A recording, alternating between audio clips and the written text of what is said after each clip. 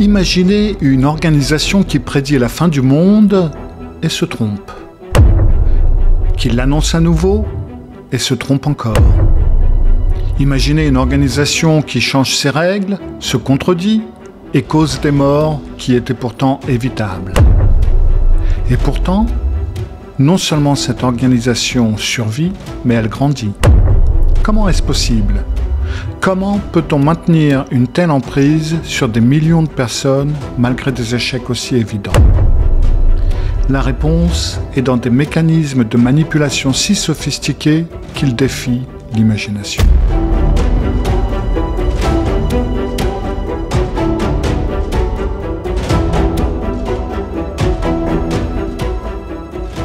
Les témoins de Jéhovah sont probablement l'une des organisations religieuses les plus connues au monde. Ils sont aux environs de 9 millions que je sache en ce moment, en 2025. Le nom de la multinationale qui les dirige est en fin de compte The Watchtower INC pour Incorporated. Donc généralement on va en parler en disant les témoins de Jéhovah pour les membres, les personnes qui travaillent sans le savoir pour cette entreprise. Et puis, vous allez avoir la Watchtower, qui est donc la multinationale dont on parle en ce moment. Chacun d'entre nous a sûrement déjà croisé ces personnes bien habillées qui font du porte-à-porte avec leurs publications, qui sont généralement la tour de garde et Réveillez-vous. Réveillez-vous est plutôt un magazine, alors tous les deux paraissent tous les 15 jours. Réveillez-vous est un magazine un petit peu d'actualité, entre guillemets, et La Tour de Garde est plutôt un magazine où il y a des articles qui sont censés être étudiés par les membres et qui également qu'ils donnent aux gens aux environs. Alors après, ce que peu de gens savent, en fin de compte, c'est que cette organisation aurait dû disparaître depuis bien longtemps. Parce que, imaginez-vous une entreprise, n'importe laquelle, qui aurait prédit à plusieurs reprises la fin du monde. Pour la Watchtower, c'est 1878, 1881, 1914, 1918, 1925 et 1975. Et qui se serait donc trompé à chaque fois, parce que je sache, on en est toujours là. Donc imaginez qu'elle ait dû régulièrement changer ses doctrines, des doctrines très fondamentales, parfois même pour dire exactement l'inverse de ce qu'elles affirmaient auparavant. Imaginez qu'elle ait interdit les transfusions sanguines et donc a causé des morts qui auraient pu être évitées, donc sur base d'une interprétation biblique qui tient pas trop debout et qu'elle a ensuite partiellement modifiée. Donc, dans le monde des affaires, et presque même dans le monde de la religion, une telle entreprise aurait fait faillite depuis très longtemps. Dans le monde académique, elle aurait perdu toute crédibilité. Et pourtant, non seulement la Watchtower existe toujours, mais elle continue de croître et d'exercer une influence considérable sur ses membres. Comment est-ce que c'est possible ? Comment est-ce qu'une organisation peut survivre à ses propres échecs et à ses propres contradictions ? Comment peut-elle maintenir son emprise sur ses membres malgré des erreurs manifestes et relativement grossières ? Eh bien, la réponse, elle se trouve dans des mécanismes psychologiques particulièrement sophistiqués, bien plus raffinés que ceux utilisés par la plupart des autres mouvements sectaires d'ailleurs. Et ça n'est donc pas un hasard si la Watchtower a survécu là où d'autres ont échoué. Vous pouvez par exemple prendre leur langage, qui, contrairement à d'autres groupes qui inventent leur propre vocabulaire en quelque sorte, eh ben, les témoins utilisent les mêmes mots que vous et moi, mais leur donne, en tout cas pour certains, un sens complètement différent. Ainsi, quand vous parlez avec un témoin, vous pouvez avoir l'impression de communiquer, alors qu'en réalité, vous parlez deux langues relativement différentes, et petit à petit, vous allez vous aussi apprendre à parler leur langage. Ils ont aussi une façon bien précise de restructurer la pensée. Tout est soit parfaitement bon, soit tout est parfaitement mauvais, totalement mauvais. Il n'y a pas de nuance, il n'y a pas de zone grise. Et cette vision binaire du monde leur permet de transformer chaque échec en victoire et chaque contradiction en preuve de vérité. L'organisation a même réussi à créer un système où la famille elle-même devient un instrument de contrôle en établissant une hiérarchie très particulière. En fin de compte, il y a beaucoup de hiérarchies particulières dans la Watchtower et chez les témoins de Jéhovah où tout est placé en fin de compte en triangle et en hiérarchie. Et donc de la famille, ça va être le père qui représente Jésus et qui représente en fin de compte le dirigeant de la famille, la tête de la famille, tout comme Jésus est la tête de la religion, mais au-dessus de la tête, au-dessus de Jésus, il y a donc Jéhovah, c'est-à-dire l'organisation, la multinationale elle-même. J'ai été contacté par Isabelle, alias Zalucine, qui a voulu m'interviewer pour sa chaîne par rapport à ce genre de questions et d'autres questions, et donc nous avons fait ce programme ensemble. Donc dans l'interview qui va suivre, nous allons explorer ces mécanismes en détail. On va voir comment une organisation qui se présente comme religieuse fonctionne en réalité comme une entreprise commerciale particulièrement efficace. On comprendra comment elle parvient à transformer ses échecs en force et comment elle maintient son emprise sur ses membres malgré des contradictions qui sembleraient fatales à toute autre organisation.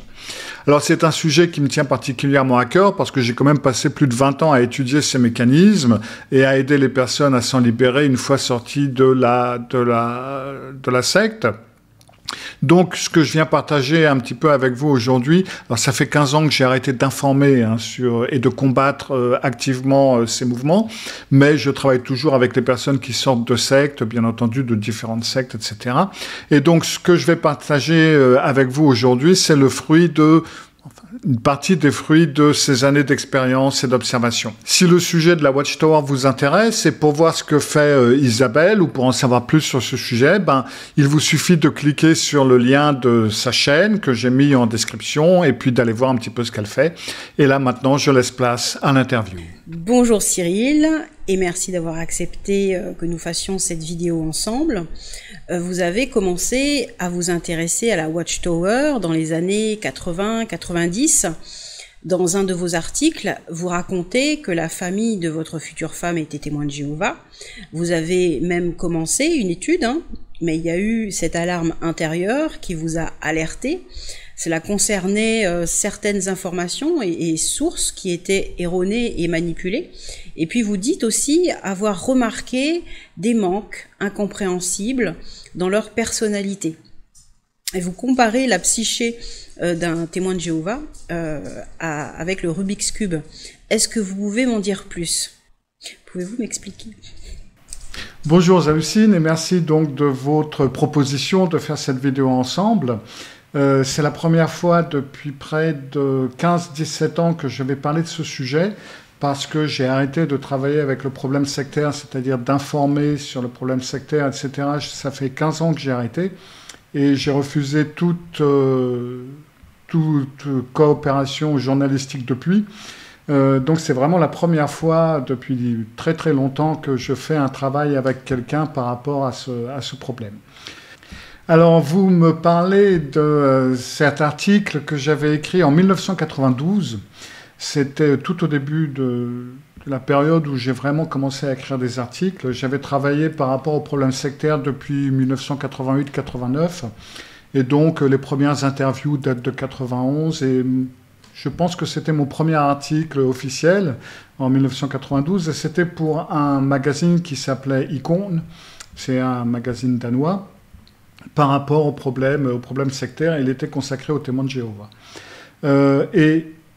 C'était donc un texte, enfin un article c'était pour des Danois lambda, c'était pas pour des professionnels. Et donc j'avais voulu expliquer certaines problématiques de façon normale. Je me suis toujours exprimé de façon relativement simple pour que autant de gens que possible puissent me comprendre. Et c'est pour ça que j'avais pris cette analogie du cube Rubik's, qui est donc ce cube avec ses couleurs différentes, ces petits carrés qu'on peut déplacer. Et c'était pas pour expliquer seulement le principe des témoins de Jéhovah, c'était pour expliquer le principe de la psyché et comment ça fonctionne. C'est-à-dire que j'avais expliqué que, en fin de compte, on pouvait comparer notre psyché comme à un cube de Rubik's. Et au départ, donc, chaque couleur est sur son côté. Et petit à petit, par rapport à nos expériences, par rapport à différentes choses, ces côtés vont être déplacés et ces petits carrés vont plus être à la bonne place. Et donc, du coup, le travail en psychothérapie, quelle qu'elle soit, logiquement, devrait être de remettre les choses un petit peu en place. Et donc, de là, c'était élaboré une façon dont j'avais essayé d'expliquer ce que je vais expliquer un petit peu plus aujourd'hui. J'avais tenté d'expliquer la façon dont la Watchtower, qui est donc l'organe principal des témoins de Jéhovah, comme vous le savez, qui, en fin de compte, trichait avec ces fameuses pièces en peignant certaines en blanc et d'autres en noir, en n'ayant que 2 couleurs, etc., etc. C'était ma façon d'expliquer, en fin de compte, la différence entre une composition, pourrait-on dire, standard d'une personnalité et la composition des personnalités des témoins de Jéhovah. Et ça, c'est parce que j'ai étudié pas mal de sectes pendant ce temps. C'était pas seulement les témoins de Jéhovah, mais les témoins de Jéhovah sont très spéciaux comparés aux autres sectes. Ils ne fonctionnent pas exactement de la même façon et leur manipulation psychologique est bien plus raffinée, en fin de compte, que les manipulations que j'ai vues dans Hare Krishna, Scientologie et d'autres mouvements sectaires. En quoi a consisté votre travail durant ces années et quel changement ou impact positif avez-vous réussi à apporter? Alors, pendant toutes ces années, parce que j'ai quand même bossé une vingtaine d'années là-dessus, j'ai tapé dans plusieurs domaines. Alors déjà, à l'époque, je travaillais en tant que psychothérapeute. Je n'étais pas encore psychologue, donc je travaillais comme psychanalyste parce que c'était la formation que j'avais. Mais ma façon de fonctionner était beaucoup plus cognitive parce que j'étais en train d'étudier la psychologie qu'elle n'était psychanalytique de toute façon. Mais je n'avais pas encore décroché mon examen. Et donc, au départ, mon angle d'attaque était thérapeutique. C'est-à-dire, c'était les personnes qui étaient sorties du mouvement ou qui avaient été exclues de la Watchtower qui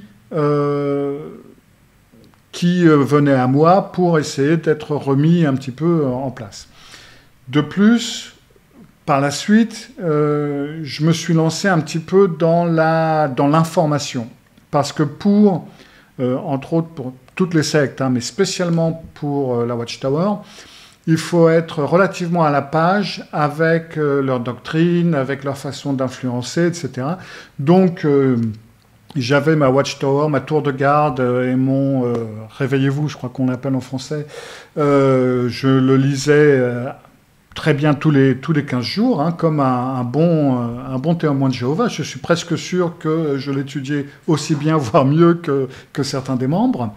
Et donc, de cette façon, je restais en quelque sorte imbibé dans les différentes études, dans les différents bouquins, etc. Et il est devenu important quand j'ai été contacté à l'époque par l'association des anciens témoins de Jéhovah danoise qui venait de se former. Et comme j'étais déjà, en fin de compte, dans le domaine, ils ont fait appel à moi. Et donc, c'est passé également à l'information.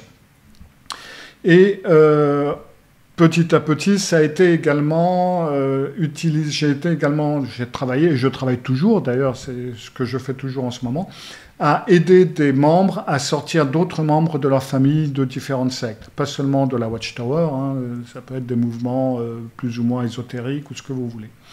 Donc, en fin de compte, pendant toutes ces années, j'ai fait ce travail, et un travail que je continue d'ailleurs. Plus l'information, donc c'est cette partie que j'ai laissé tomber il y a une quinzaine d'années, c'est fini, je ne fais plus d'information, je ne me tiens plus au courant. Franchement, je ne me tiens plus au courant. Mais je continue à aider, enfin je me tiens au courant suffisamment pour aider les personnes à en sortir si c'est nécessaire, ou à sortir de certains mouvements si c'est nécessaire, mais pas plus que ça. Et donc l'impact positif que j'ai eu, je pense que je leur ai coûté quand même pas mal de membres, entre autres parce qu'à l'époque c'est moi qui avais informé les témoins de Jéhovah de changements de doctrine par rapport à 1914 par exemple. J'avais mis en avant certains de leurs incohérences Et donc, du fait où je ne faisais pas partie je ne faisais partie d'aucune association, donc on ne pouvait pas m'accuser de faire le jeu de l'Église catholique, qui est donc le grand Satan, la grande Babylone, ou d'autres. Et donc, de cette façon, je pouvais, en fin de compte, manœuvrer relativement bien. Donc, j'ai informé, je crois que j'en ai soutenu plusieurs, mais la plupart de mon travail a également été du fait de différentes recherches que j'ai faites, de livres que j'ai écrits, alors en danois toujours, qui sont toujours aujourd'hui utilisés dans diverses universités, dans divers domaines, pour aider à comprendre ces principes et aider les gens à en sortir éventuellement. Et puis, bien entendu, j'ai réparé, pourra-t-on dire, et j'ai aidé beaucoup de gens à en sortir et à retrouver un équilibre. Dans certaines circonstances, ils font apparaître dans leurs attitudes une effusion d'extrême gentillesse et politesse. On peut s'imaginer que c'est de l'amour ou une amitié sincère, alors que d'un autre côté, ils vont tourner le dos définitivement et avec détermination à certaines personnes exclues ou proches qui ne sont pas d'accord avec leurs normes, comme si c'était les pires criminels. Pourtant, parmi ces gens se trouvent des individus qui ont commis des actes violents, immoraux ou contraires à leur règlement, mais en ayant demandé pardon et suivi tous leurs protocoles, ils sont tout de même considérés comme leurs frères ou leurs sœurs. Comment est-ce que vous expliquez ça ? Ça, c'est en fin de compte... alors, il y a plusieurs angles à ça. Le premier angle, c'est que... Alors, il faut bien savoir que la Watchtower, tout comme beaucoup de sectes chrétiennes, viennent des États-Unis et en tant que telles sont donc inspirées du protestantisme.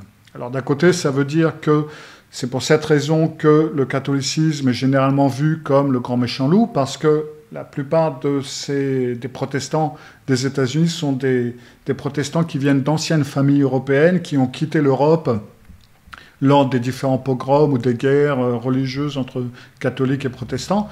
Et donc, ils n'ont pas emmené les catholiques dans leur cœur, une fois arrivés aux États-Unis, et donc ça a toujours été une tendance protestante. De plus, il y a du point de vue religieux, alors là je suis désolé, il va falloir faire un petit peu de théologie, mais on ne peut pas toucher au phénomène sectaire sans s'informer sur la théologie de toute façon. Donc, du côté pour les catholiques, l'être humain, ou l'homme, l'être humain, on va dire, pour ne pas être sexiste, l'être humain est en partie pécheur et en partie divin, ou en partie bon, pourra-t-on dire. D'accord ? Et donc, on a un curseur que l'on peut déplacer un petit peu comme ça, dans la direction qu'on veut. Pour le protestant, l'être humain, à la base, il est tout pécheur et tout divin. Ce sont les deux personnalités entières en même temps. Et c'est-à-dire qu'eux, ils n'ont pas de curseur de cette façon-là. Ça ne marche pas exactement de cette façon. Et où vous êtes tout bon, en quelque sorte, ou vous êtes tout mauvais. C'est pour ça que dans les films de Hollywood, vous avez les méchants qui sont vraiment très, très méchants. Et si vous remarquez, dans les films, si le méchant n'est pas tué, donc logiquement, il devrait aller en prison, il va toujours faire un truc, genre prendre une arme pour essayer de tuer les gentils, ou quelque chose dans ce genre-là, pour donner une excuse aux gentils de le flinguer sans faire une condamnation à mort par lui-même, en quelque sorte, sans se faire justice lui-même. Donc c'est une bonne façon, en quelque sorte, de tuer le méchant, de garder le gentil. Alors, il faut admettre que, bien entendu, ça a évolué depuis, mais enfin pas sur tous les domaines, mais c'est toujours un petit peu binaire. Et, en fin de compte, alors déjà, il y a cette compréhension, à la base. Et là, puisqu'on va en reparler un petit peu, ça fait un petit peu penser à cette façon narcissique de voir le monde et de voir les gens. C'est-à-dire que si vous avez une personnalité narcissique, alors, je ne sais pas, moi, vous, par exemple, je suppose que vous avez des enfants, par exemple, et je suppose que vos enfants ont fait des conneries de temps à autre, c'est des choses qui arrivent, plus ou moins grosses. Et donc, du coup, quand on est en colère contre elles, on peut les engueuler. Et au moment où vous les engueulez, vous les aimez toujours. C'est pas parce que vous les engueulez, c'est pas parce qu'ils ont fait une connerie que vous arrêtez de les aimer. Alors c'est peut-être pas tout à fait le moment où on va leur dire « je t'adore, mon petit Pierre », Mais quoique, on pourrait parfaitement leur dire, je t'adore, vraiment je t'adore, mais tu refais ça, moi je prends un bazooka et je te tire dessus, quoi. Mais ça, c'est encore autre chose. Mais même si vous êtes en position de colère par rapport à votre enfant ou par rapport à la personne que vous aimez, vous avez toujours de l'amour pour cette personne. Pour la personnalité narcissique, ça ne marche pas comme ça. La personnalité narcissique, si vous faites quelque chose qu'elle va trouver bien ou qu'elle va trouver que ça lui fait plaisir, ou vous êtes gentil envers elle, ou je ne sais pas quoi, boum, vous allez être fantastique, vous allez être incroyable, vous allez être mis sur un piédestal. Et à partir du moment où, et ça peut être dans la même journée, ça peut être 5 minutes après, ça peut être 10 minutes après, à partir du moment où vous faites quelque chose, où vous dites quelque chose qui ne lui convient pas, juste une chose, boum, là vous allez être la personne à abattre, il va vous haïr, il va vous dénigrer, vous êtes moins que rien, vous ne valez rien, vous êtes débile, etc. Et bien c'est exactement comme ça que fonctionne le principe des témoins de Jéhovah. C'est-à-dire que ou bien vous êtes un membre actif, vous êtes une personne bien, c'est bien, vous êtes zélé, vous allez aux réunions, maman, blablabla, vous proclamez, etc. Parfait. Ou bien vous faites une erreur, vous fumez, par exemple, ou autre chose, boum, là, tout d'un coup, vous êtes dans le camp des méchants, vous êtes en enfer. Et il n'y a rien entre les deux, tout simplement. C'est blanc ou noir. Donc c'est pour ça que les personnes peuvent passer de l'un à l'autre sans souci. Alors après, dans votre question, il y a la deuxième partie. Donc, parmi eux, donc, il y a ces personnes, ces individus qui ont commis des actes violents, etc. Et eux, par contre, ben, ils peuvent... comment ça se fait? Mais vous oubliez un truc essentiel, c'est que la Watchtower, c'est une entreprise. Ça n'est absolument rien d'autre qu'une entreprise. C'est un business. Leur business, c'est de faire de l'argent. Comment faire de l'argent? Bon, ben, eux, ils ont trouvé le fait de vendre des livres et de récupérer des membres qui eux-mêmes vont vendre des livres, qui vont récupérer d'autres membres qui vont vendre des livres. Voilà, c'est tout simplement ça. Et comme toute grande entreprise, eh ben, il y a du népotisme, il y a du snobisme, etc. Je me souviens que la famille de ma seconde ex-femme, j'en ai eu 3, des ex-femmes, la famille de ma seconde ex-femme était donc témoin de Jéhovah au Danemark, à Copenhague. Et alors, mon ex-femme ne l'était pas, elle ne s'était jamais faite baptiser, donc du coup elle était passée entre les mailles du filet, elle. Et donc... par exemple, la sœur de mon ex-femme, elle avait été mariée par le coordinateur du Danemark, c'est-à-dire le président, je pense qu'on appelle ça, ou je ne sais plus trop comment on appelle ça en français, mais c'était Jon Larsen qui avait marié Tirza, la sœur de mon ex-femme. De même, à un moment donné, au début, où on était ensemble, les parents de mon ex-femme pensaient que s'ils me faisaient entrer dans la secte, en fin de compte, celle qui allait devenir ma femme allait suivre, bien entendu. Donc, on avait régulièrement des visites de différents témoins de Jéhovah.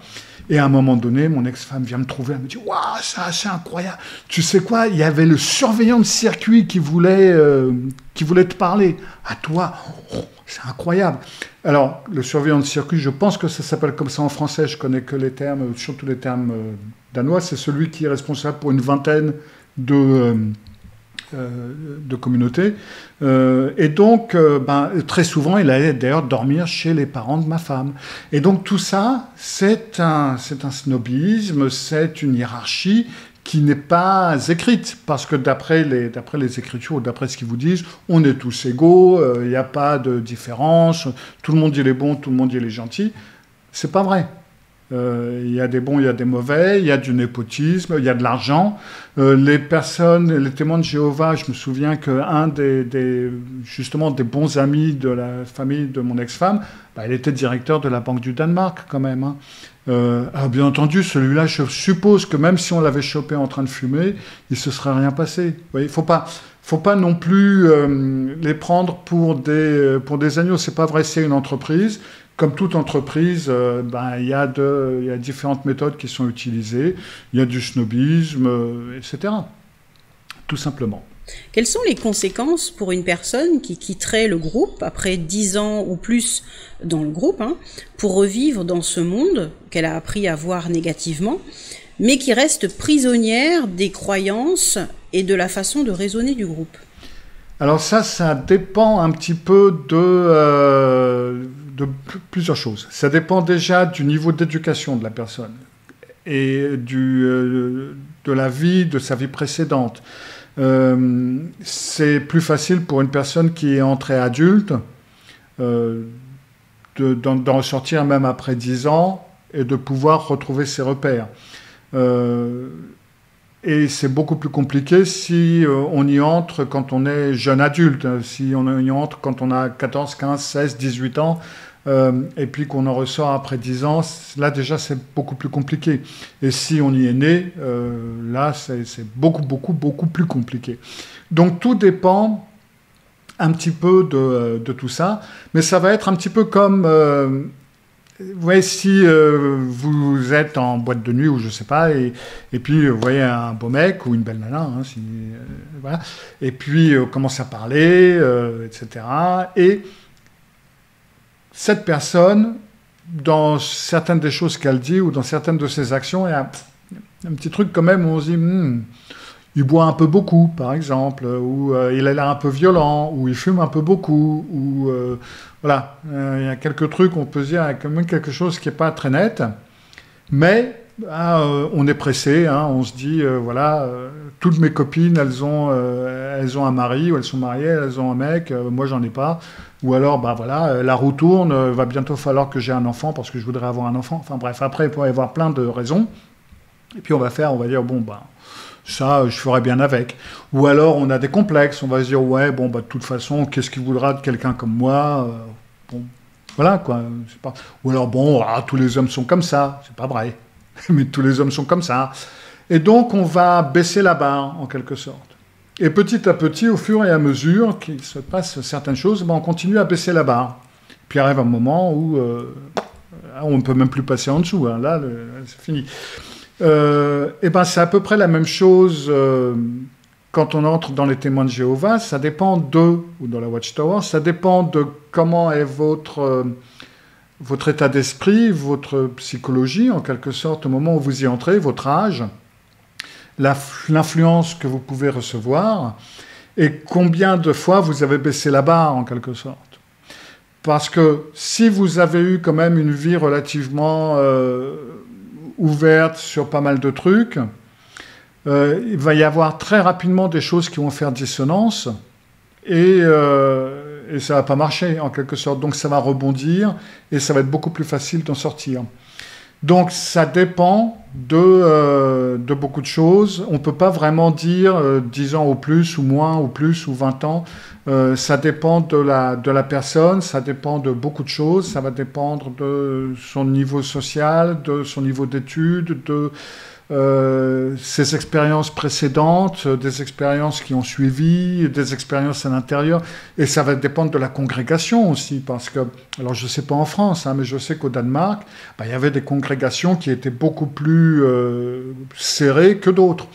Je me souviens qu'il y avait une congrégation, c'était à Odense, sur l'île de Fioni, où il y avait eu des scandales incroyables parce qu'on s'est aperçu qu'ils avaient des orgies, machin, etc., de l'échangisme, enfin bref.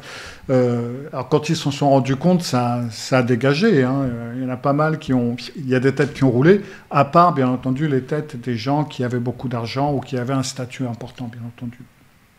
Mais bref, donc tout ça, ça dépend un petit peu de beaucoup de choses. Un enfant qui a vu son père exclure de sa vie une personne de la famille, sans que jamais cette personne ne leur ait fait quoi que ce soit, de façon directe et intentionnelle, et qui finalement reproduit le même comportement avec la personne. Cet enfant qui apprend que Jéhovah connaît ses pensées et qu'il sait s'il pense à cette personne, et que le diable n'est pas imaginaire, et que ses parents ne peuvent pas le protéger de lui, Il apprend aussi qu'il ne doit pas rechercher à se lier avec des enfants et des adultes non membres, sauf, bon, restant dans la politesse, hein. Tout cela lui est rabâché sous différentes formes, par texte, vidéo, discours, et soutenu par les parents. Est-ce que vous pouvez expliquer ce qui se passe dans la tête de cet enfant et les conséquences? Alors là, on arrive à un principe important chez les témoins de Jéhovah, et c'est le fait de du langage alternatif et de la réalité alternative qui est créée. Et là, justement, quand on parle d'un enfant, c'est extrêmement compliqué, parce que, comme vous le savez sûrement, il est inscrit, hein, en tout cas c'était à l'époque, que la famille chrétienne, parce que les témoins de Jéhovah vont bien entendu pas dire la famille sectaire, dans la famille chrétienne, il y a le père, et le père représente Jésus, en quelque sorte, et donc la mère doit le respect au père, et le père doit, etc., etc. Donc on a tout le principe, et on a la famille prétendue chrétienne. Mais je vous rappellerai que les témoins de Jéhovah ne croyant pas à la Trinité, Jésus et Jéhovah sont donc deux personnes tout à fait distinctes, et en mettant en quelque sorte symboliquement le Père en tant que Jésus, cela met nécessairement quelqu'un au-dessus, qui est le vrai Père. Et ce vrai Père, c'est bien entendu Jéhovah. Et c'est un Père qui sait tout, qui peut tout voir, qui peut connaître vos pensées, qui peut... Enfin bref, c'est vraiment l'être absolu. Et du coup, d'ailleurs, c'est quelque chose qui est impliqué un peu plus tard dans les croyances de la Watchtower, puisqu'on vous dit que celui qui ne nie pas son père et sa mère et me suivre, etc. Si vous devez choisir entre Jéhovah et votre père, vous allez choisir Jéhovah. Si vous devez choisir entre Jéhovah et votre mère, vous allez choisir Jéhovah. Il n'y a pas de... Enfin, le rôle du père est devenu, en fin de compte, le genre de père fouettard ou un symbole, mais ce n'est pas lui qui a l'autorité absolue. Si vous devez faire plaisir à quelqu'un, si vous devez faire ce que quelqu'un veut, ce n'est pas votre père, ça va être Jéhovah. Et Jéhovah, c'est qui? C'est la Watchtower. D'accord? C'est aussi simple que ça. Et donc, par exemple, j'ai l'exemple d'une personne que je connaissais, encore une fois, au Danemark, qui, lui, il était devenu pionnier spécial, je ne sais pas trop. Donc, lui, il vivait à Bethel, donc il vivait au centre des témoins de Jéhovah, donc. Et il avait sa chambre, etc. Donc il travaillait là à Bethel. Et avant ça, en fin de compte, il s'était toujours montré très zélé. Et en fin de compte, il avait fait exclure son père. Alors il l'avait dénoncé pas 2 fois, parce que son père fumait. Et voilà quoi. Et du coup, c'est pas son père qu'il doit respecter, il doit respecter Jéhovah, il doit suivre Jéhovah. Donc, vous avez un langage alternatif, ça je vais y revenir. Et puis vous avez une compréhension alternative de la famille, en quelque sorte. Donc tout ça, c'est tout à fait logique. Enfin, ça se tient, quoi, quand vous déplacez ces symboles. Après, et c'est là où c'est très, très compliqué avec les TJ, et c'est très différent d'ailleurs, c'est que dans beaucoup de sectes, ils utilisent des mots spéciaux. Vous allez avoir des mots spéciaux, comme par exemple, je sais pas moi, la scientologie qui va avoir l'auditing. Les mouvements d'extrême gauche woke d'aujourd'hui vont avoir le genre du « je suis cisgenre ». C'est un mouvement sectaire, hein, le wokisme et l'extrême gauche est un mouvement tout aussi sectaire. Cisgenre, ça veut dire hétérosexuel, tout simplement. Donc, on invente des mots qu'on force le membre à utiliser afin qu'il puisse, en fin de compte, se différencier du reste du monde. Et bien, la Watchtower est beaucoup plus insidieuse et beaucoup plus fine que ça, parce qu'elle, ce qu'elle fait, c'est qu'elle continue à utiliser les mots que l'on utilise, mais elle leur donne une autre signification. Pour moi, par exemple, le monde, c'est le monde. Voilà, c'est ça, quoi. Tout ce qu'il y a autour de nous, c'est le monde. Tout le monde, c'est le monde. Pour un témoin de Jéhovah, le monde, en tout cas en danois, maintenant je ne sais pas si c'est traduit de la même façon en français, eh ben le monde, c'est tous ceux qui vont mourir à Armageddon. Donc vous voyez, on utilise le même mot, mais c'est une langue étrangère en quelque sorte. Et l'avantage du témoin de Jéhovah, c'est qu'il comprend les deux langues, en quelque sorte, que nous, on n'en comprend qu'une.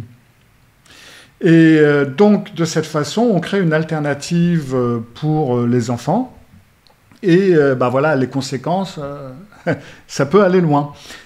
Ça peut aller loin parce que il faut reprogrammer, si on veut dire ça comme ça, j'aime pas trop le mot, mais il faut réexpliquer ou refaire comprendre, enfin changer, remettre au diapason l'enfant avec la réalité. Et pour ça, il faut utiliser et le langage, la compréhension du langage, la compréhension des symboles, etc. Selon vous, quelles sont les méthodes de conditionnement qui sont utilisées pour les transformer à ce point et quels sont les effets de ce conditionnement continu sur le long terme? Alors ça, c'est beaucoup plus qu'un conditionnement. Un conditionnement, c'est ce que Pavlov a fait, où on fait quelque chose, on sonne une cloche et le chien salive, par exemple. Non, la Watchtower est encore une fois beaucoup plus subtile que tout ça. Ce qu'ils font, c'est que non seulement donc, il y a cette programmation dont j'ai parlé, ou reprogrammation. Alors ça dépend. Si c'est un enfant qui est né témoin de Jéhovah, là on va parler de programmation, puisque là du coup, il n'y a rien à reprogrammer. Pour les autres, ça va être, par l'habitude, ça va être une reprogrammation des différents termes et des différents concepts. Mais c'est plus que ça, parce que, comme vous le savez sûrement, il y a 3 rendez-vous par semaine. Vous avez le mardi, je crois, le jeudi pour l'étude de livres, et le dimanche. Et puis le samedi, c'est la proclamation. En tout cas, vendredi ou samedi, c'est la proclamation. En tout cas, c'est comme ça au Danemark. C'était comme ça au Danemark. Donc, je suppose que tous ceux qui ont étudié avec les témoins de Jéhovah, voilà, je vais vous raconter comment moi j'ai commencé à étudier justement. Donc c'était ce fameux bonhomme là, ce fameux comment ça s'appelle déjà maintenant, j'ai oublié le nom, ce surveillant de circuit. Voilà, j'ai étudié avec le surveillant de circuit moi. Et j'ai pas étudié avec n'importe qui. Et donc je crois que c'était le livre du paradis tout simplement. C'était l'un de ceux qu'ils utilisaient le plus souvent à cette époque. Et donc, il m'avait dit, voilà, le chapitre, un tel, c'est celui dont on va parler la prochaine fois, donc est-ce que tu peux le lire? J'avais l'habitude à l'université, etc., donc ça, c'était pas un souci. Et puis, il m'avait dit, puis il y a donc des questions. Et donc, comme vous le savez, dans chaque livre des témoins de Jéhovah, il y a le texte, et puis en bas, il y a les questions. Questions 1, 2, 3. Et en fin de compte, moi, quand j'avais vu les questions, j'avais répondu aux questions. C'est-à-dire, pour certaines d'entre elles, j'avais été obligé d'utiliser mon encyclopédie, parce que il y avait des trucs que je ne savais pas. Par exemple, je ne me souvenais pas de la date de la première ou de la deuxième destruction de Jérusalem, ou des trucs comme ça. Et d'ailleurs, ça a été marrant pour ça. Donc, quand le bonhomme est revenu, et que la semaine suivante, et qu'on devait étudier, donc, il me pose la question, et moi, je lui réponds ce que j'ai trouvé. Elle me dit, non, c'est pas ça. Comment ça, c'est pas ça? C'est ce qu'il y avait dans l'encyclopédie. Ah oui, mais l'encyclopédie, elle est démonique. Elle est quoi? Non, elle est reliée cuir, elle n'est pas démonique. Oui, mais non, la réponse, tu la trouves dans le paragraphe. Parce que, bien entendu, alors ça, vous le savez, mais nous autres, on ne le savait pas, c'est que chaque paragraphe, ou presque, il va y avoir, par exemple, sur un paragraphe, il va y avoir un petit 2. Et donc, le 2, ça renvoie à la question numéro 2. Donc, on lit la question. Et la réponse à la question 2 est dans le paragraphe 2. Elle n'est pas dans l'encyclopédie, elle n'est pas à la télévision, elle n'est pas sur Netflix, elle est dans le paragraphe 2. Donc, c'est beaucoup plus qu'une simple, pourrait-on dire, un simple conditionnement. Il est tout à fait question de programmer, reprogrammer certaines personnes. Pour ce qui est du contenu biblique, du fait où la plupart des gens n'ont pas trop de connaissances bibliques, c'est relativement facile de leur faire avaler n'importe quelle couleuvre. Et c'est comme ça que ça fonctionne. Donc c'est beaucoup plus qu'un simple conditionnement, c'est une totale programmation, une totale reconstruction et totale compréhension du monde environnant, de la personne en elle-même, de la façon de penser, de la façon de lire, de la façon d'étudier, de la façon de se développer. Donc c'est vraiment quelque chose d'extrêmement complexe et d'extrêmement complet. Voilà. Vous connaissez bien l'histoire de la Watchtower. Quels sont les plus gros mensonges qu'elle a racontés et les conséquences? Chaque fois que je vois cette question, je rigole. Parce que ça dépend, j'hallucine. Vous avez combien de temps? Vous avez jusqu'au mois de décembre? Parce que dans ce cas-là, il y en a beaucoup. Alors, le nombre de mensonges qui ont été donnés, alors l'un des premiers qui m'est venu en tête, c'est 1914. Ça, c'est le mensonge par excellence. Parce qu'à la base, Tess Russell, qui avait fait les témoins de Jéhovah, je pense que lui, il était honnête, il y croyait vraiment. Et d'après lui, Jésus allait arriver en 1914 et boum, tout allait changer. Et donc, c'est là où on devait avoir donc, le paradis. Tout le monde devait être avec Jésus, Moïse, etc., au paradis. Et arrive 1914 et arrive la Première Guerre mondiale, mais à part ça, pas de Jésus. Donc, du coup, on garde 1914 et on dit « Ouais, mais Jésus, il est là, mais il est invisible. » D'accord ? Et la génération qui a vu 1914, donc la génération qui, alors à cette époque, qui avait 6, 7, 8, 10 ans en 1914, donc pour avoir vu et pour avoir fait l'expérience de 1914, ne va pas disparaître avant l'arrivée de Jésus. Et comme ce qu'il disait régulièrement, c'est comme on ne sait pas combien de temps dure une génération, on ne sait pas quand est-ce que ça va être. Eh bien si, on sait quand est-ce que ça va être. Parce qu'une génération, c'est inscrit dans la Bible. C'est inscrit dans les Écritures hébraïques. C'est 40 ans. C'est exactement pour ça que Moïse et les Juifs ont été obligés de tourner dans le désert pendant 40 ans, afin que la génération qui avait fait le veau d'or ait disparu. C'était donc exactement le même principe. Et donc, du coup, ça aurait dû être 1954. Donc, là, déjà, même 1975, on était passé depuis longtemps. Et donc, ce qui est intéressant, c'est qu'à cause de 1914, les témoins de Jéhovah qui ne croyaient pas trop à la date, parce qu'elle a été calculée avec une mauvaise date pour ce qui est de la destruction de Jérusalem, ceux qui ne proclamaient pas ce mensonge, en fin de compte, étaient expulsés. Ils étaient exclus de la secte. Donc ils perdaient tout, comme vous le savez. Mais quand la Watchtower est revenue là-dessus et a changé la compréhension de 1914, quand ils ont donc laissé tomber 1914, ou en tout cas ils lui ont donné une autre compréhension qui ne voulait plus absolument rien dire, en disant que 1914 c'est l'ère industrielle, enfin bref, ils n'ont pas réinclus les gens qui avaient dit que ça ne marchait pas, qu'il n'allait rien se passer en quelque sorte. Donc, à chaque fois, ils prennent le principe, ils gardent... En fin de compte, ils vont vous dire ouais, mais nous, on n'a jamais donné de date, par exemple, ce qui est faux d'ailleurs. Et en plus, personne n'a été exclu pour ne pas croire en 1914. Oui, mais non, ils n'ont pas été exclus pour ne pas croire en 1914. Ils ont été exclus pour ne pas vouloir proclamer 1914. Donc, ils gardent 1914, mais ils lui donnent une signification différente. Donc, de cette façon, ils peuvent dire, voilà, on a toujours dit 1914. Et c'est exactement la même chose maintenant avec Génération. Du coup, je ne sais même pas s'il existe quelqu'un aujourd'hui qui a vu 1914. En tout cas, s'il y en a, ils ont sûrement plus mal aux dents. Donc, du coup, maintenant, ils ont donné une autre compréhension à Génération. Mais ils gardent leur même message, ils lui donnent juste une nouvelle en disant « mais ça, c'est ce qu'on a toujours dit ». Donc, de cette façon, je trouve que ça, c'est l'un des plus grands mensonges. Parce que c'est un mensonge qui a été leur base, et qui l'est toujours, en quelque sorte, et qui a fait condamner des gens à l'exclusion, et qui a été changé, rechangé, etc., sans aucune pitié, en quelque sorte, pour ces gens-là. La deuxième chose que je trouve qui est le plus grand mensonge, c'est le mensonge du sang. Le fait de ne pas vouloir prendre de transfusion de sang. Alors là, le nombre de conneries sur ce sujet est énorme. Ils prétendent que, par exemple, je ne sais pas moi, que, ben oui, il est inscrit qu'on n'a pas le droit de manger du sang, donc, bien entendu, on ne va pas se l'injecter. Ben, vous en bouffez du sang, vous ne mangez pas cachère, que je sache. Ah mais si, c'est inscrit dans la Bible qu'il faut manger cachère. Il est inscrit dans le Deutéronome 12, 21, « Tu pourras tuer de la manière que j'ai prescrite de ton gros ou menu bétail ».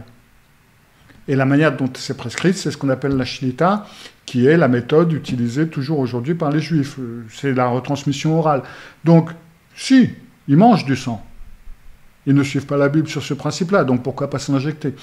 Après, il y a aussi le principe que pour quelques petites...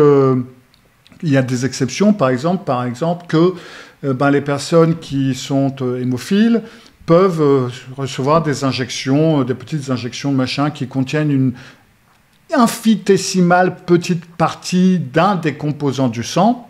Donc ça, c'est autorisé. Mais on ne vous dit pas qu'il vous faut plusieurs milliers de litres de sang pour faire une dose. Du sang, on s'en fout. Donc, il y a tout ce double langage. Et là où est le truc, c'est que là non plus, on ne change rien. Mais on ne change rien pas parce que c'est une erreur, mais parce qu'il y a trop de cadavres sur la table. Maintenant, ils ne peuvent plus dire, ok, maintenant, vous pouvez vous injecter du sang. Et le troisième et dernier mensonge, d'après moi, est donc la tentative de coopération avec les nazis dans les années 30, où le juge Rutherford, qui était le leader de la secte à ce moment-là, alors il n'était pas juge, hein, c'était un terme honorifique qu'on utilisait, il n'a absolument rien à voir avec des juges, avait tenté de travailler avec Hitler, avait tenté de se mettre bien avec Hitler en disant oui, vous êtes contre le capitalisme en quelque sorte, ou le big business comme ils appelaient ça, et nous aussi on est contre le big business parce que Jésus nous a dit de rester blablabla. Tout ça s'était fait dans un stade où il y avait des drapeaux nazis et c'était une chanson nazie allemande qui était utilisée pour le début de cette réunion. Hitler n'a pas été dupe et donc du coup, les témoins de Jéhovah ont payé de leur vie parce qu'ils ont fini en camp de concentration également. Parce que l'entreprise avait fait un mauvais calcul, en gros. Et donc, du coup, pour moi, ce sont les plus gros mensonges, parce que ce sont ceux, donc 1914, le sang et le nazisme, parce que c'est ceux qui ont fait que la grosse entreprise, les gros patrons s'en sont sortis très bien, hein, ils n'ont rien changé de leur quotidien, et ça a été les membres qui ont dégusté, en quelque sorte, c'est les membres qui sont morts, c'est les membres qui ont été poursuivis, c'est les membres qui ont été annihilés, c'est les membres qui ont été exploités, en quelque sorte. Donc voilà, pour moi, c'est les plus gros mensonges, mais il y en a eu tellement que, en fin de compte, on pourrait y rester jusqu'à l'année prochaine sans souci. Est-ce que les procédés utilisés par la Watchtower, avec ses membres, vont dans le sens des droits de l'homme, notamment en ce qui concerne la liberté individuelle et la dignité humaine? Vous avez le sens de l'humour, vous. Ok. Alors, il faut bien faire la différence entre le juridique et le moral, ou l'éthique. Parce que juridiquement, oui. Juridiquement, ça va dans le sens des droits de l'homme.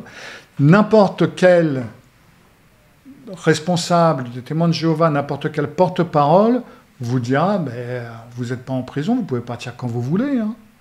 Vous avez envie de fumer, fumez. Vous ne pouvez pas être témoin de Jéhovah, vous pouvez fumer. Oui, mais vous m'excluez. Oui, mais c'est comme ça dans le club de tennis, si tu ne fais pas ce qu'on te demande, ou si tu fais quelque chose d'interdit. Si tu voles dans un casier, par exemple, tu peux être exclu. Un point, c'est tout.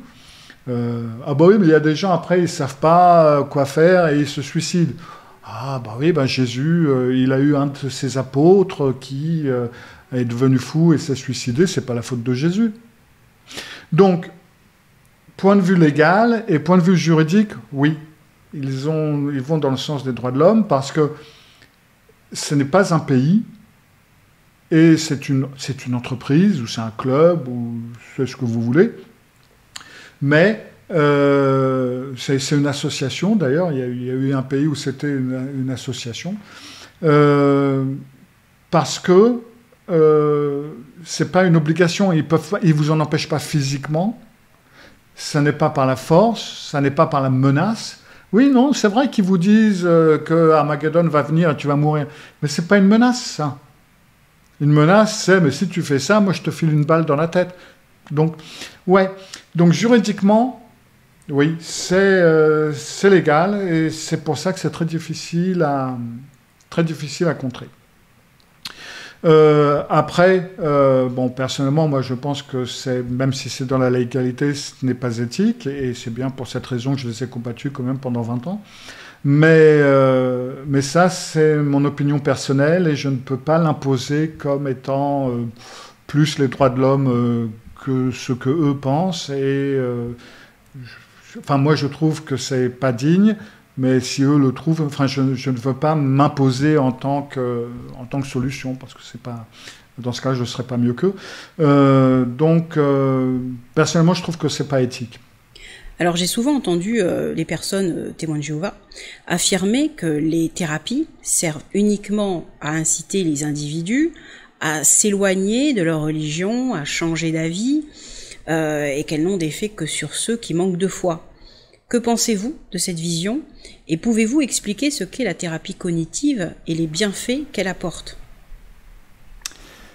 Alors, je me souviens que Yanne, ma seconde ex-femme, donc, à un moment donné, parce que donc du coup, moi je suis jamais entré dans les ordres, hein, et donc elle ne m'a pas suivi non plus, au contraire. Au contraire, elle est devenue catholique, donc du coup, sa mère a téléphoné totalement paniquée. « C'est qui Babylone ?» Et tu vas... Enfin bref.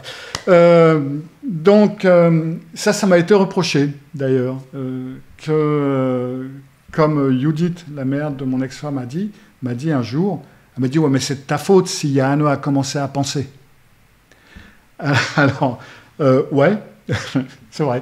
Alors, pour un témoin de Jéhovah, là, voilà encore quelque chose qui a une double compréhension, parce que pour n'importe qui, on va dire, bah, tu es là prêt à penser, oui, c'est marrant, quoi. Oui, c'est rigolo. Mais pour un témoin de Jéhovah, c'est une menace, en quelque sorte. C'est dangereux de commencer à penser. Alors, je ne sais pas comment ils disent ça en français, mais en danois, c'est klo i ein tanken, c'est-à-dire être savant dans ses propres pensées.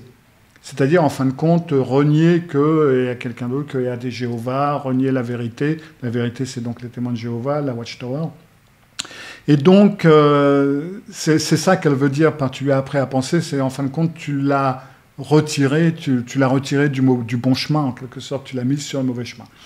Et c'est exactement le problème de beaucoup de psys, hein, ça va être que, ben, justement, c'est vrai, on les met on met les gens sur un autre chemin, c'est tout à fait exact, et j'assume, c'est vrai. Alors, expliquer ce que c'est que la thérapie cognitive, ça risque de prendre trop longtemps. Donc ça, je pense qu'il vaudrait mieux aller voir ma chaîne pour voir un petit peu de quoi il s'agit. Mais c'est une forme de thérapie où on travaille principalement avec vos croyances, votre façon de penser, la façon dont vous organisez vos pensées, la façon dont vous réagissez, votre conception du monde et de l'environnement. Et c'est surtout avec ça qu'on travaille.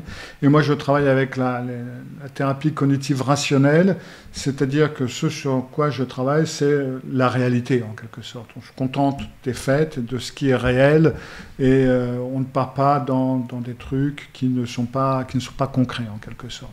Alors, ça ne veut pas dire qu'on ne peut pas avoir de croyances, mais ça veut dire qu'il est important d'avoir des croyances qui soient en adéquation, en quelque sorte, avec la réalité.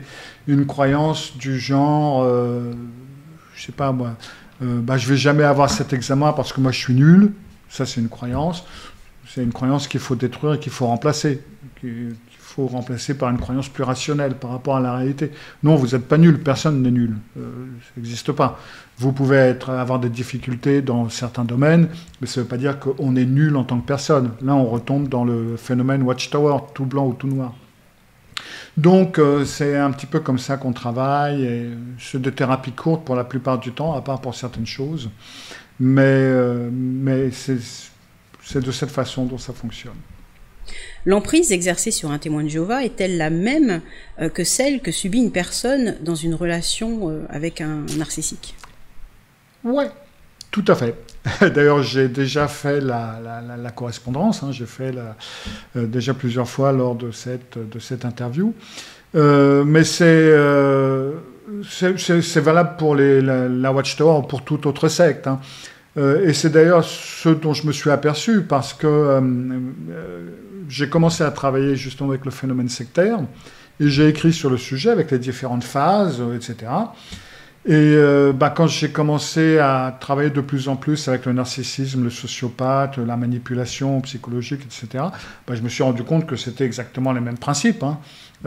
C'est le love bombing, donc le bombardement d'amour à un moment donné, puis c'est une forme d'esclavage, c'est l'érosion de votre personnalité, où il y a une érosion de votre personnalité qui est remplacée par la personnalité qui correspond à ce que veut le narcissique ou à ce que veut la secte.